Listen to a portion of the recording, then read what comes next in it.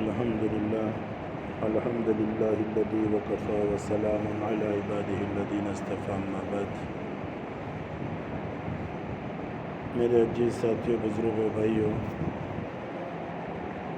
اللہ جل جلالہ عما نوالہ نے ہم سب کو ایک عالی محنت کے لیے جمع فرمایا ہے، اور یہ بہت بڑی اونچی محنت ہے، اور اس محنت کرنے والوں کو اللہ تعالیٰ بڑے بڑے انعامات سے نوازتے ہیں۔ ابھی ہمارے مولانا نے کہا نا کہ بھئی 1 مرتبہ سبحان اللہ کہوں گے 7 لاکھ مرتبہ سبحان اللہ کہنے کا ثواب۔ بھئی کیوں اتنا بڑا قیمت اللہ نے بڑھا دی کہ نسبت بدل گئی اس کی۔ جیسے ایک اینٹ ہوتی ہے، مولانا نے کہا نا کہ وہ دیوار کے ساتھ لگ جاتی ہے تو اس کی نسبت بدل جاتی ہے۔ حالانکہ وہی اینٹیں ہمارے گھروں میں لگتی ہیں، ہمارے بازاروں میں لگتی ہے، ہماری دکانوں میں لگتی ہیں، لیکن وہ قیمت نہیں بڑھتی جو مسجدوں میں لگنے کے بعد اس کی قیمت بڑھ جاتی ہے۔ حالانکہ معمار وہی ہوتے ہیں، کام کرنے والے وہی ہوتے ہیں، ٹریکٹر کے ذریعے سے اس کو لایا جاتا ہے، مزدور ہوتے ہیں معمولی سے بنانے والے، لیکن فرمایا کہ جب مسجد کی دیواروں میں لگ جاتی ہے تو اس کی نسبت اللہ تعالیٰ اس کی قیمت کو بڑھا دیتے ہیں۔ ابھی ہم نے جوہر کی نماز یا مغرب کی نماز یا عشاء کی نماز مدینہ میں جا کر پڑھے تو وہ 50,000 نمازوں کا ثواب۔ کیوں ایسا کہ اپنی مسجد میں پڑھی تو اس کے اخلاص کے مطابق اس کو ثواب دیتے ہیں باری تعالیٰ، لیکن اگر مدینہ میں جا کر پڑھی تو اللہ تعالیٰ اس کی قیمت کو بڑھا دیتے ہیں۔ فرمایا کہ وہ اللہ کے نبی کی فکریں وہاں وجود میں آئی، وہ پوری دنیا کا اللہ نے مرکز بنایا مدینہ المنورہ کو، اور وہی نماز کو اگر مکہ المکرمہ میں پڑھے اللہ کے گھر میں تو اللہ تعالیٰ 1 لاکھ نماز کا ثواب دیتے نا۔ اس لیے فرمایا نسبت بدلنے سے اللہ تعالیٰ قیمت بڑھا دیتے ہیں۔ ہماری قیمت نبی کے کام کے ساتھ ہو گئی، اللہ کے کام کے ساتھ ہو گئی تو اللہ تعالیٰ اس کے بھاؤ کو بڑھا دیتے ہیں۔ ہمارا بیٹھنا بھی ثواب سے خالی نہیں، ہم یہاں پر بیٹھے ہیں نا، یہ بھی ثواب سے خالی نہیں۔ اللہ تعالیٰ ہماری بیٹھنے کی بنیاد پر اللہ تعالیٰ دنیا میں ہدایت کی ہواؤں کو عام کرتے ہیں، حالات جو ہوتے ہیں دنیا میں اس کو دور کرتے ہیں، اللہ تعالیٰ صحیح حالات دنیا میں لاتے ہیں۔ خدا تعالیٰ یہ اتنا بڑا کام ہے۔ مولانا ذوالفقار نقشبندی نے اپنی کتاب میں لکھا ہے، کل میدان حشر قائم ہوگا، نفسی نفسی کا عالم ہوگا، کوئی کسی کا پرسان حال نہ ہوگا، سب کو اپنی اپنی پڑی ہوگی۔ اس وقت فرشتہ آواز لگائے گا۔ ابھی میں کتاب میں 20 سمر میں پڑھا رہا تھا کہ جو ایمان والے ہوں گے لیکن بد ہوں گے، برے ہوں گے، وہ اللہ تعالیٰ ان کو جہنم میں ڈالیں گے، اور وہ اپنے گناہوں کی سزا بھگتنے کے بعد پھر وہ اللہ تعالیٰ ان کو جنت میں بھیجیں گے۔ لیکن کچھ لوگ ایسے بھی ہوں گے کہ اللہ تعالیٰ بغیر حساب و کتاب کو اللہ ان کو جنت میں داخل کریں گے۔ تو مولانا ذوالفقار صاحب نقشبندی کی بات یاد آ گئی کہ انہوں نے اپنے کتاب میں لکھا ہے، دوائے دل کے اندر، کوئی دوسری کتاب ہے اس کے اندر یہ بات کو نقل فرمایا ہے، کل میدان حشر میں وہ فرشتہ آواز لگائے گا کہ اللہ کے پڑوس میں رہنے والے کہاں ہیں؟ تو ایک بہت بڑی جماعت کھڑی ہوگی اور ان کو فرشتہ کہے گا کہ اللہ کی طرف سے پیغام ہے، خوشخبری ہے آپ کے لیے کہ آپ بغیر حساب و کتاب کے جنت میں داخل ہو جاؤ۔ تو لوگ جنت میں جا رہے ہوں گے، کچھ لوگ میدان حشر میں فرشتے سے پوچھیں گے کہ اللہ کے پڑوس میں رہتے تھے جنت میں، کہ نہیں نئے دنیا میں رہنے والے، ایک کام دھندے کرنے والے، مزدوری کرنے والے، ایک کاروبار کرنے والے، محنت یعنی کہ محنت کرنے والے، لیکن جب اللہ کے گھر کی آبادی کی آواز لگتی تھی تو آگے آگے رہتے تھے کہ اللہ کا گھر کیسے آباد ہو، ہمارے محلے میں دینداری کیسے آ جائے، تو اس کے لیے سب کچھ جوانی کو قربان کرتے ہیں، کاروبار کو قربان کرتے ہیں، کام دھندے کو قربان کرتے ہیں، اور اللہ کے گھر کو آباد کرنے کے لیے آگے آگے رہتے تھے، تو ان کو اللہ کا پڑوسی کہا گیا دوست۔ ہاں، اس لیے بہت بڑی نسبت ہے اللہ کے کام کے ساتھ۔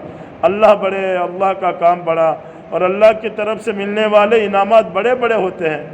اس لیے اللہ کا کام کریں گے تو اللہ تعالیٰ سب سے پہلے اس کا تعارف کرائیں گے۔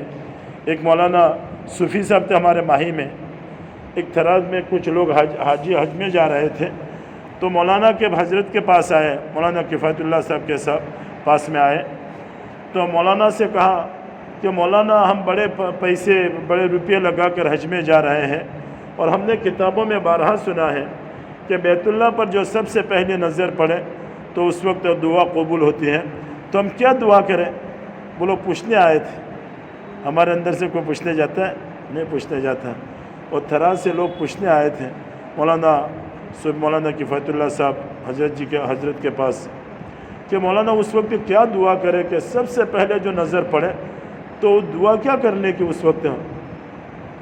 تو مولانا کفایت اللہ صاحب نے فرمایا یہ دعا کرنے کی کہ باری تعالیٰ کہ یہاں تیرے گھر تک تو نے پہنچایا ہے. کہاں تک پہنچایا؟ تیرے گھر تک. تھراس سے تیرے گھر تک پہنچایا ہے. اب تیری ذات تک بھی پہنچا دے. اللہ کی ذات جس کو سمجھ میں آ گئی اور اللہ کا تعارف جس کو ہو گیا وہ ہمیشہ گناہوں سے بچے گا. کیونکہ جس کو اللہ کی طاقت سمجھ میں آ جاتی ہے، صحابہ کو سمجھ میں آ گئی تو رات کے اندھیروں میں بھی، گھر میں بیوی کے پاس ہوتے ہوئے بھی، بچوں کے پاس ہوتے ہوئے بھی وہ روتے تھے. کہ کیا روتے تھے؟ فرمایا بیوی نے پوچھا صحابی کو اپنے شوہر سے کہ کیوں روتے ہو؟ رات کی تنہائی ہے، سونے کا وقت ہے، کوئی پیٹ میں درد ہوا، کسی نے کاٹا بچھو وغیرہ نے؟ کہ نہیں مجھے وہ پل صراط یاد آ گیا کہ پل صراط پر چلنا ہے، اس کے نیچے جہنم ہے، اس پر سے گزر ہوگا کہ نہیں ہوگا. بس وہ پل صراط مجھے یاد آ گئی. پھر کیا ہوا کہ وہ گناہوں سے ڈرتے تھے. اللہ کا تعارف ان کے سامنے تھا، آخرت ان کے سامنے تھی. اور جس کے سامنے آخرت نہیں ہوتی ہے، بھائی فاروق ایک مرتبہ کہتے تھے جیسی زندگی گزاروں گے ویسی موت آوے گی، اور جیسی موت آوے گی ویسے اٹھائے جاؤں گے. تو انہوں نے اپنے ایک رشتہ دار کا واقعہ سنایا تھا.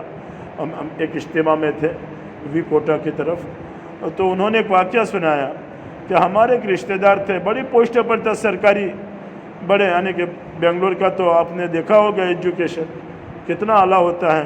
بچوں میں بھی پڑھنے کا شوق، پڑھائی کا شوق، مدرسے کا شوق، اور بچپن سے وہ عادتیں ہوتی ہیں ان کی.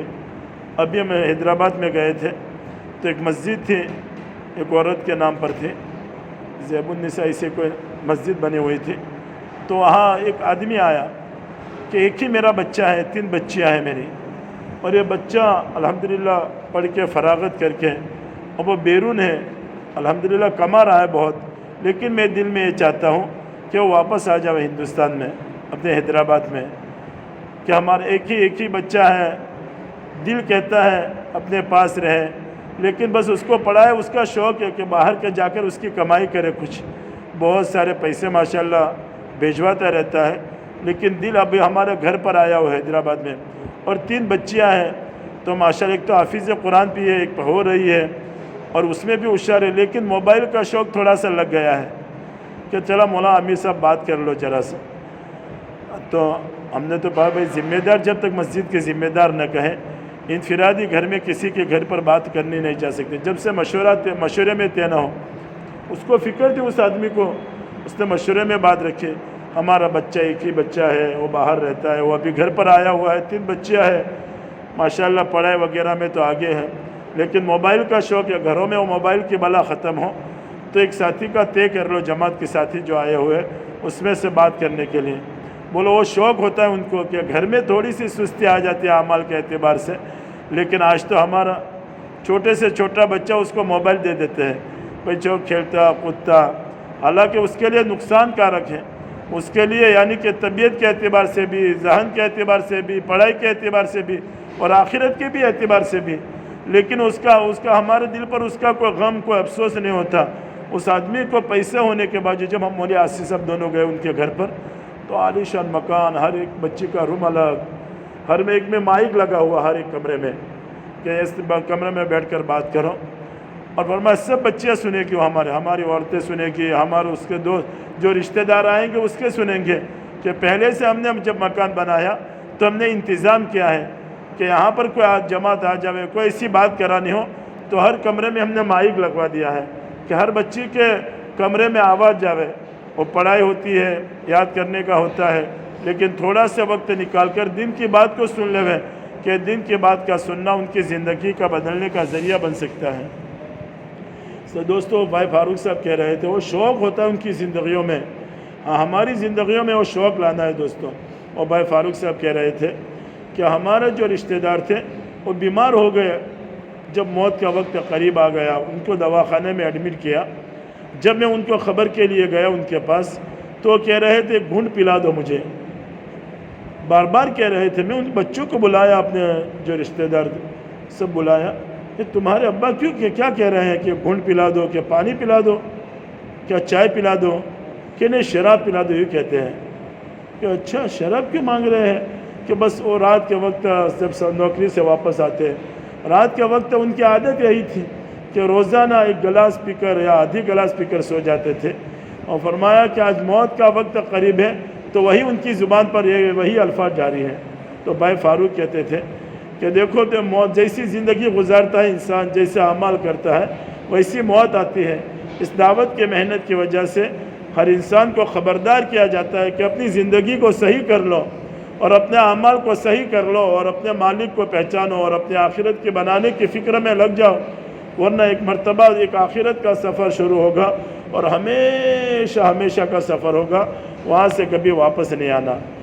تو بھائی فاروق صاحب کہتے تھے پھر میں نے بچوں کو کہا ابا کو تلقین کرو کلمہ لا الہ الا اللہ, کسی طرح کلمہ زبان سے نکل جاوے اور آخرت کی کامیابی مل جاوے. پھر وہ بھائی فاروق تو بہت کلمے کی تلقین کی, لیکن وہ زبان سے کلمہ نہیں نکل رہا تھا. پھر تھوڑی دیر کے بعد میں تو چلا گیا. پھر بچوں نے آپس میں دونوں بچوں نے مشورہ کیا کہ ابا کو پلا دو, بار بار کہتے کیا کرنا, ابھی تو بس وہ موت کا وہ پلایا, ابھی تو شراب حلق سے نیچے نہیں اتری تھی اور موت آ گئی اور اللہ کے پیارے ہو گئے. فرمایا کہ جیسی زندگی گزاری ویسی موت آ گئی. اس لیے بار بار یہ کہا جاتا ہے, یہ ہمارے مولانا نے کہا نا بھی فضائل گشت, بھائی بازار میں جاؤ تو چوتھا کلمہ, یہ خالی گشت میں جانے کی بنیاد نہیں ہے کہ گشت میں چلو تو چوتھا کلمہ نہیں, بازاروں میں جب بھی جانا ہو تو چوتھا کلمہ پڑھو گے تو اللہ تعالیٰ بہت سارے 80,000 یا 70,000 نیکیاں کتابوں میں لکھی ہے, وہ اللہ تعالیٰ دے دیتے ہیں.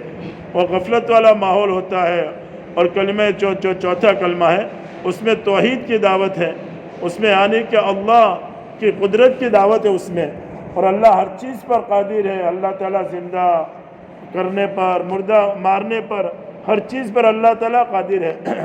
تو جب دنیا کے بازار میں چلیں گے تو ساری چیزیں غفلت کی آپ کی زندگیوں میں آئے گی, تو وہ احساس دلانے کے لیے چوتھا کلمہ پڑھنا کہ استحضار کے ساتھ پڑھو.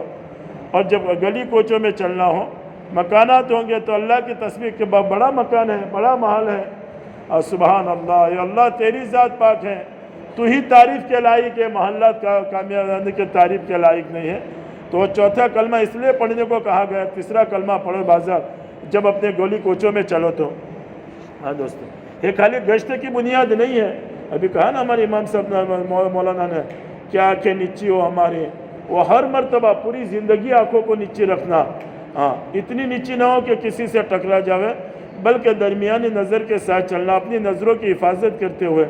میں کل مولانا کا بیان سن رہا تھا تو کہتا تھا کہ رمضان آ گیا, بڑی نیکیوں کی کمائی کا سیزن کا مہینہ ہے, یہ گناہوں کی معافی کا مہینہ ہے, یہ بڑا برکت والا مہینہ ہے. اس میں جس آدمی نے کما لیا اس نے بڑی خیر کما لی. اور یہاں تک فرمایا مولانا نے کہ ایک تو کلمہ طیبہ کثرت سے پڑھا کرو, کم سے کم دن میں ایک ضرب لگاؤ, اللہ اللہ, کہ وہی ہمارا کام کا بنانے والا, وہی مشکل کشا, وہی حاجت روا. اس لیے جو محمود غزنوی کا زمانہ تھا, وہ بادشاہ تھے, بڑے اللہ والے بھی تھے. تو ایک مرتبہ رات کے وقت اپنے دربار سے کہا کہ چلو نکلنا چاہیے, پبلک کا کیا حال ہے دیکھو تو صحیح. رات کی تنہائی میں نکلے تو کچھ لوگ بیٹھے ہوئے تھے اندھیرے میں. محمود غزنوی اللہ والے بھی تھے, بادشاہ بھی تھے. بادشاہ کون بنتا ہے؟ جو دماغ کے اعتبار سے ہر طرف سے پاورفل ہو, مال کے اعتبار سے, صلاحیت کے اعتبار سے. تو بادشاہ نے کہا کہ دیکھو رات کا اندھیرا ہے, کچھ مشورہ ہو رہا ہے. اپنے دربار سے کہا کہ چاہے کچھ دال میں کالا لگتا ہے, یعنی کہ کوئی چوری یا وغیرہ کا یا کسی اور چیز کا مشورہ کرتے ہیں. تو آہستہ آہستہ, وہ پرانے کپڑوں میں تھے, رات کے کپڑوں میں تھے, بادشاہ کے کپڑوں میں تو تھے نہیں, آہستہ آہستہ آہستہ جا کر بیٹھ گئے. تو تم کون؟ کہ میں بھی تمہارے جیسا. تو چور کیا سمجھے کہ اپنے جیسا چور ہے یہ بھی. بادشاہ کو تو پہچانتے نہیں تھے.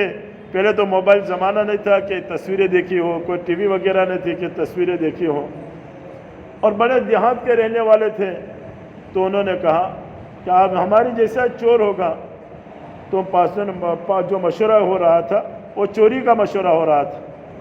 تو اس میں سے بادشاہ سلامت بولے جو محمود غزنوی تھے, سب سے پہلے حملہ انہوں نے کیا کہ کسی کے دماغ میں یہ نہ آوے کہ بادشاہ سلامت ہے کہ کیا کرنا چاہتے ہیں بھئی, چوری کہاں کریں گے. بھئی ایک آدمی کو پوچھا جو 5 چور تھے کہ تمہارے اندر کیا صلاحیت ہے, اس کو پوچھا. تو اس نے کہا میرے اندر وہ صلاحیت ہے کہ رات کے وقت چلتے ہوئے فرمایا کہ کتا اگر بھونک دے, آواز کر دے, تو اس کی آواز سے میں پہچان لیتا ہوں کوئی اجنبی آدمی ہے یا کوئی اپنے گھریلو آدمی ہے. نہیں, بعض میں کتا بھونکتا ہے, ایک تو بھونکنا شروع کرتا ہے بھئی کوئی اجنبی آ گیا, ایک تو آہستہ آہستہ اپنے محلے کا کوئی آ گیا ہوگا. کہ کتے کی آواز کو سن کر میں بتا دیتا ہوں تمہارے ساتھ کون ہے, وہ کتا کیا کہنا چاہتا ہے, میرے اندر وہ صلاحیت رکھی ہے اللہ نے. کہ اچھا. پھر دوسرے کو پوچھا کہ تمہارے اندر کیا صلاحیت ہے, تو اس نے کہا کہ چوری کرنے ہم سب کو لمبی سے لمبی یعنی کہ دیوار کیوں نہ ہو تو میں اس پر پھندا ڈال کر اس پہ آرام سے چڑھ سکتا ہوں میں. اچھا. پھر تیسرے کو پوچھا تمہارے اندر کیا صلاحیت ہے, کہ میرے اللہ تعالیٰ نے ناکوں میں وہ صلاحیت رکھی ہے کہ سن کر بتا دیتا ہوں خزانہ کہاں پر چھپا ہوا ہے. بعض مرتبہ اللہ تعالیٰ قوت شامہ مضبوط ہوتی ہے, کوئی تھوڑی سی بو آ جاوے, بدبو آ جاوے تو وہ پہچان لیتے ہیں کہ بدبو کہاں سے آ رہی ہے. ہمارا مولانا قمرالدین صاحب یہاں پڑھاتے تھے, ان کے والد صاحب ایک مرتبہ ان کی والدہ کو دواخانے میں ایڈمٹ کیا تھا. تو انہوں نے کہا کہ دواخانے کا پانی, کہ وہاں مولانا میرے اوپر فون آیا مولانا قمرالدین کا کہ ذرا پانی بھیجواؤ. تو بڑی بوتل ہوتی ہیں 2, میں نے مڑکے تھے پہلے یہاں اپنے پرانے, آپ نے دیکھے ہوں گے, یہاں تھوڑا سا باغ جیسا تھا, پپیا تھا, یہاں باغ تھا اپنی مسجد میں, تو مڑکے پڑے رہتے تھے. میں نے اس میں سے پانی بھیجوایا بھر کے. تو ان کے پینے سے پہلے پتہ چل گیا یہ 3-4 یا 4 دن کا باسی پانی ہے. بولو. پھر میرے کو فون آیا کہ کتنے دن ہوئے گے پانی, میں 3-4 دن میں بھرتے ایک مرتبہ, مطلب منیمم ایسے ہوئیں گے. کیا والد صاحب نے فوراً بتا دیا, ان کے وہ دودھ کی ڈیری میں کام کرتے, کھٹا دودھ ہوتا ہے فوراً بتا دیا کہ کھٹا ہے فوراً. قوت شامہ اتنے. تو وہ چور بھی کہنے لگا میرے اندر ناک میں وہ اللہ نے صلاحیت رکھی, قوت شامہ اتنی مضبوط ہے کہ خزانہ کہاں چھپا ہوا ہے میں وہ بتا دیتا ہوں. پھر 5ویں کو پوچھا پھر تمہارے اندر کیا صلاحیت ہے, تو وہ کہنے لگا کہ رات کے اندھیرے میں جس کو دیکھ لیتا ہوں, دن کے اجالوں میں برسوں کے بعد اگر اس کی ملاقات بھی کیوں نہ ہو تو میں اس کو پہچانا کہ اس کی ملاقات کیا ہوئی تھی. ایک مرتبہ چہرہ دیکھ لیا, چاہے رات کے اندھیرے میں دیکھا کیوں نہ ہو, لیکن میں اس کو پہچان لیتا ہوں برسوں کے بعد بھی. بعض مرتبہ نہیں ہوتے, یا مہینے میں ملاقات ہوتی ہے بھول جاتے ہیں, اور بعض سال پہلے ملاقات ہوئی کہ 3-4 سال یا تم اپنے فلانی جگہ پر ملاقات ہو گئی. بعض پہچان والے اتنے مضبوط ہوتے ہیں. تو بادشاہ سلامت کہنے لگے, انہوں نے تو چور سمجھا تھا وہ چوروں نے تو, کہ یار تمام تر صلاحیتیں موجود ہیں, تو آج تو خزانہ کہاں پر لٹیں گے, تمہارے اندر یہ صلاحیت, تمہارے اندر یہ صلاحیت, تمہارے اندر یہ صلاحیت, تو خزانہ کہاں پر چلو کہاں پر چوری کی جاوے, تمام تر صلاحیتیں ہیں. وہ چارے چپا کہ آپ کے اندر کیا ہے. وہ چور بھی ایسے تھے کہ آپ کے اندر کیا ہے, کہ اجنبی آدمی تھے, وہ تو پہچانتے نہیں تھے کہ میرے اندر وہ صلاحیت ہے کہ اگر یہ داڑھی جو ہے میری, محمود غزنوی تھے, اللہ والے تھے, ولی تھے بہت بڑے, اور بادشاہ بھی تھے, کہ میں یہ داڑھی شفقت کے ساتھ رحم کے ساتھ ہلا دیتا ہوں تو مجرموں کی جان بخشی ہو جاتی ہے. وہ تو پہچانے نہیں کہ بادشاہ کہ تو بہت اچھا, اگر کسی جگہ ہم پکڑے گئے تو خالی آپ سفارش کرا دینا ہماری کہ تمام تر صلاحیتیں موجود ہیں. تو خزانہ مشورہ کیا کہ خزانہ کہاں لوٹیں گے, کہ آج تو بادشاہ کا خزانہ لوٹے. وہ 5 چوروں نے کہا کہ چلو تعالیٰ, اور بادشاہ اگر منع کرتے تو فوراً پتہ چل جاتا کہ یار بادشاہ ہمارے ساتھ ہے. لیکن چلتے چلتے چلتے کتے نے آواز کی, ایک کتا بھونکنے لگا. تو کہنے لگے بھائی کتا کیا کہہ رہا ہے, بادشاہ سلام کیا ایسا لگتا ہے بادشاہ سلامت تمہارے ساتھ ہے, کتے کی آواز یہ کہہ رہی ہے کہ کون ہے بادشاہ, اس میں کتا جھوٹ بول رہا ہے. تو وہ محمود غزنوی کہنے لگے وہ کتے کی پہچان والوں کو کہ وہ آواز کیا کہہ رہی ہے بتاؤ تو صحیح. کہ وہ کہنے لگا کہ بادشاہ سلامت تمہارے ساتھ ہے. ہم روزانہ نہیں پڑھتے کتابوں میں مرنا ہے, قبر میں سونا ہے, پوری زندگی کا حصہ وہ کتاب دینا ہے, لیکن رمضان کا چلا گیا مسجدیں خالی ہو گئی. روزانہ سنتے بھائی رمضان کا مہینہ آ گیا مسجدوں میں آ گئے, رمضان گیا مسجدیں خالی. حالانکہ بار بار فضائل سنتے اس کے، بھائی نماز کے کتنے بڑے فضائل ہیں، لیکن مسجدوں میں نہیں آ رہے. بھائی کیوں نہیں آ رہے ہیں؟ کہ سنی ہوئی بات کو انسنی کر دے. پتہ ہے ہم کو کہ ہونے والا ہے، لیکن سنی ہوئی بات کو انسنی کر دے. تو سارے چور کہنے لگے بکواس ہے اس کی، سنی ہوئی بات کو انسنی کر دی انہوں نے. آگے چلے، چلتے چلتے بادشاہ کے خزانے کے پاس پہنچے، اور وہ فندہ نہیں، پہلے گو رہتی تھی، گو، اس کو دوری کے اس کو ڈالتے تھے، وہ چپک جاتی تھی، اور چور اس کے ذریعے سے، وہ دوری کے ذریعے سے چڑھ جاتا تھا. پہلے وہ پاٹلا جو بڑی مضبوط ہوتی تھی، وہ پالتو ہوتی تھی، جو چور ہوتے تھے نا اس کو خاص رکھتے تھے اس کے پاس. تو دوری تو ڈال دی انہوں نے، چڑھتے چڑھتے، اور سونگنے والے نے ہاں کہ یہاں پر خزانہ ہے. پھر سوراخ لگانے والے نے سوراخ لگایا، سب کچھ کیا، شاہی خزانہ لوٹا انہوں نے سب نے. پھر سب واپس آ گئے، دربار لٹ کر ایک جگہ جمع ہو کر مال تقسیم ہو گیا. بادشاہ سلامت کے حصے میں بھی مال آیا، دربار بھی ساتھ میں تھا، اس کا نوکر بھی، وہ بھی سوراخ لگایا اس نے بھی کہ یہاں پر خزانہ، تم سوراخ لگاؤ. سوراخ لگایا، خزانہ نکالا، مال بہت سارا ہاتھ میں آیا. ایک جگہ پر بیٹھ کر سب نے تقسیم کیا. بادشاہ سلامت بڑے ہوشیار تھے کہ دیکھو اب تو یہ مال تو ختم ہونے والی چیز ہے نا، ایک مرتبہ ختم ہو جاوے گا، اب دوسری مرتبہ چوری کی باری بھی آئے گی، تو سب کو جمع ہونا آسانی رہے. تو سب اپنے اپنے پتے لکھوا دو، تاکہ جب مال ختم ہو تو دوسری مرتبہ جمع ہونا ہم سب کے لیے آسان ہو.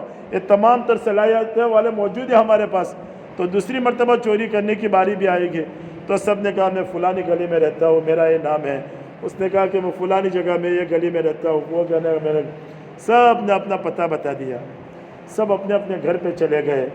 اور جب صبح ہوئی بادشاہ نے درباریوں کو بلایا، سب دیکھو یہ پتے ہیں اور ان کے گھر پہ جانا ہے، اور سب کو پکڑ کے لانا ہے، اور سب کو پھانسی پر چڑھانا ہے.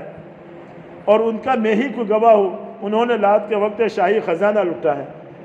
اچھا، سب کو بلایا گیا، سب دربار میں حاضر. جلاد تو حاضر تھا، اور بلا کر کہا، بادشاہ کے پاس نہیں لے گئے، سب جو تھا میں اس کو کہا بھائی تم سب تیار، سب آ گئے نا کہ تم نے شاہی خزانہ لوٹا تھا رات کے وقت؟ کہ نہیں شاہی خزانہ آپ نے لوٹا ہے، سوراخ وغیرہ ہے، اور جو مال تھا وہ بھی پکڑا گیا ان کے ساتھ بعض مال. تو سب کو حاضر کیا گیا کہ بادشاہ سلامت نے کہا ہے تمہاری گردنیں مار دی جائے گی، آج تمہارا آخری دن ہے، آج تمہارے آخری کچھ لمحات ہیں، بس تم جو دیکھنا ہو، جو تمنا کرنی ہو کر لو، ورنہ پھر تمہاری موت ہی موت ہے. تو تمام تو صلاحیت موجود، ایک ابھی صلاحیت باقی تھی. وہ آدمی نے کہا کہ رات کے اندھیرے میں یا کہیں بھی دیکھ لیتا ہوں تو میں پہچان لیتا ہوں کہ رات کے وقت کون ہمارے ساتھ میں تھا. تو اس نے کہا کہ ذرا بادشاہ سلامت سے مجھے میری ملاقات کرا دو، جنہوں نے آرڈر دیا ہے نا پھانسی کا، ان کی ملاقات کرا دو. کہ آخری میرے بس یہی تمنا، نہ کوئی پانی کی، نہ کھانے کی، نہ بیوی بچوں کی، آخری تمنا ہے کہ بادشاہ کی ملاقات ہو جاوے بس. تو بادشاہ نے کہا، دربار نے کہا بادشاہ سے کہ تو آخری خواہش یہ کہہ رہے ہیں بس آخری ملاقات ہو ہمارے آپ سے. کہ اچھا، کہ لاؤ تو پھانسی تو پھانسی ہے، آخری ملاقات کرنے سے فائدہ کیا، انہوں نے، میں خود گواہ وہ شاہی خزانہ لوٹا ہے. تو چور بھی ہوشیار تھا. جب اندر میں گئے، بادشاہ سلامت، کتے کی آواز پہچاننے والے نے کہا کہ بادشاہ سلامت شاید آپ ہی ہمارے ساتھ تھے رات کے وقت، آپ کا چہرہ میں نے پہچانا، آپ ہی ہمارے ساتھ تھے رات کے وقت میں. بس آپ کی ایک ذمہ داری تھی، آپ کی ذمہ داری یہ تھی کہ داڑھی خالی رحم سے، شفقت سے، معافی سے ہلا دو. ہمارا کام تو ہماری صلاحیتوں سے پورا ہو گیا چوری کا، لیکن آپ کا کام باقی رہ گیا ہے. بس آپ خالی تھوڑا سا داڑھی ہلا دو تو ہماری مجرموں کی جان بخشی ہو جائے. بادشاہ سلامت خوش ہو گئے، آپ نے صحیح بات کہی. ہاں، میری ذمہ داری یہ تھی، آپ کی چوری کا کام آپ سے پورا ہو گیا، لیکن اب معافی کا کام مجھ سے پورا ہو گیا. داڑھی ہلا دی کہ چھوڑ دو ان کو، اب دوبارہ ایسا مت کرنا کبھی بھی. اور میں کہ نہیں کریں گے بادشاہ سلامت. دیکھو ایک آنکھ نے خالی بادشاہ کو پہچانا تو سب کی جان بخشی ہو گئی. تو لکھنے والوں نے پورا واقعہ بیان کر کے لکھا ہے. کل میدان حشر میں جس نے دنیا میں اللہ کو پہچانا ہوگا، میں نے کہا نا اللہ کی ذات تک مجھے پہنچا دے باری تعالیٰ. جس نے اللہ کو پہچانا ہوگا دنیا میں اور اللہ کی ذات کو پہچانا ہوگا اور اللہ کو سامنے رکھتے ہوئے گناہ سے ڈرتا ہوگا، فرمایا میدان حشر میں کہے گا یا اللہ میرے اللہ تھے جو معاف کرنے والے ہیں، جو جنت دینے والے، جو یعنی کہ جہنم سے بچانے والے، کہ اللہ ہم نے تجھے پہچانا تھا، بس تو ہمیں معاف کر دے۔ بس تو اللہ اس وقت اللہ تعالیٰ معاف کر دیں گے جس نے اللہ کو دنیا میں پہچانا ہوگا۔ اس لیے بار بار یہی کہا جاتا ہے ہمارے دعوت کے کام کے ذریعے سے، بھئی اللہ کو پہچانو، نبی کو پہچانو۔ جس کو اللہ سمجھ میں آ گئے، نبی سمجھ میں آ گئے، تو سمجھو کہ اس کی دنیا بھی بن گئی اور آخرت بھی بن گئی۔ تھوڑے سے حالات آ جاتے ہیں، انسان گھبرا جاتا ہے۔ ہمارے نبی نے فرمایا گھبرانے کی کوئی ضرورت نہیں ہے، آپ دو رکعت صلاۃ الحاجہ پڑھو، مشکل سے مشکل کام کیوں نہ ہو، اللہ سے مانگو۔ دعا وہ ہتھیار ہے جو ناممکن کو ممکن بنا دیتی ہے۔ ہاں، اس لیے اللہ وہ دعا اللہ ہمارا ہتھیار ہے، اللہ سے مانگنے کا، اللہ کی رحمتوں کو متوجہ کرنے کا اور اللہ کو راضی کرنے کا۔ اور فرمایا اس مہینے میں بڑے سے بڑے گنہگار کیوں نہ ہو، اللہ اس مہینے کو اس لیے لاتے ہیں کہ تھوڑی سی معافی مانگ کر اور تھوڑا سے ہاتھ اٹھا کر اللہ کے سامنے متوجہ ہو جاوے، تاکہ اللہ ہمارے گناہوں کو معاف کر دے۔ رحمت کے دروازے اللہ نے کھول دیے۔ فرمائے رمضان کا مہینہ اسی لیے ہے، حضرت جبرائیل نے آمین کہا، ہمارے نبی نے بددعا کی کہ ہلاک ہو جو شخص جس نے رمضان کا مہینہ پایا ہو اور اپنے گناہوں کی مغفرت نہ کراوے۔ ہمارے نبی نے فرمایا آمین۔ اس لیے رمضان کا مہینہ گناہوں کی مغفرت کے لیے ہے، رمضان کا مہینہ اللہ کو راضی کرنے کے لیے ہے۔ رمضان کا مہینہ ہماری زندگی جو گزر گئی غفلتوں میں، سستیوں میں، گناہوں میں، اللہ کے نافرمانی میں، اللہ کو ناراض کرتے کرتے اور اپنی آخرت کو خراب کرتے کرتے، فرمایا اس مہینے میں اللہ کے سامنے معافی مانگ کر، رو کر دھو کر اپنے گناہوں کی بھی معافی مانگ لو۔ اب ارادہ کرو اللہ کے سامنے، یا اللہ کبھی نمازیں نہیں چھوڑیں گے، کبھی گناہ نہیں کریں گے، کبھی جھوٹ نہیں بولیں گے، کبھی کسی کو تکلیف نہیں پہنچائیں گے، اور تیرے احکام جتنے بھی اس کو پورا کریں گے، اور نبی کے جو سنت طریقے اس کو اپنا کر زندگی گزاریں گے۔ تو اس نے جس نے ایک کام کر لیا، اللہ اس کی دنیا بھی بنا دیں گے اور آخرت بھی بنا دیں گے۔ تو کریں گے نا انشاءاللہ۔ رمضان کا اہتمام کرنا ہے، قرآن کی تلاوت کا اہتمام کرنا ہے، دعاؤں کا اہتمام کرنا ہے، اور اپنے گناہوں کی معافی بھی مانگنی ہے اللہ سے۔ اور سب سے بڑا راستہ یہ ہے کہ اللہ کے راستے میں نکل کر جو انسان دعا کرتا ہے، اللہ اس کی دعاؤں کو قبول کرتے ہیں۔ اس نے اپنے ذات کے اعتبار سے بھی ترتیب بنائے انشاءاللہ کم و بیش وقت کے لیے۔ اللہ تعالیٰ مجھے بھی اور آپ کو بھی ان کئی باتوں پر عمل کرنے کی توفیق عطا فرمائے۔